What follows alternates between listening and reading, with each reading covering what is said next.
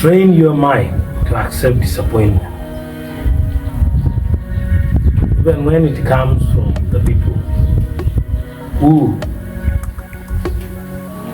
you are trusting them the most. Why should you train your mind? This is because life is full of disappointment, and many of the people are just disappointers.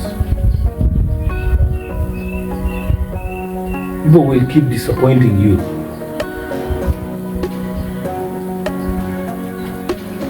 And disappointment comes with emotion.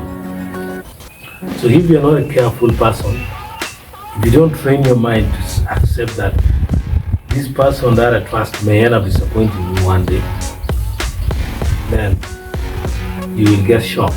And that shock will affect you emotionally, which may distract you from being focused. The key word there is being focused. So train your mind to accept disappointment from the people who even you trust the most or love, so that you remain focused.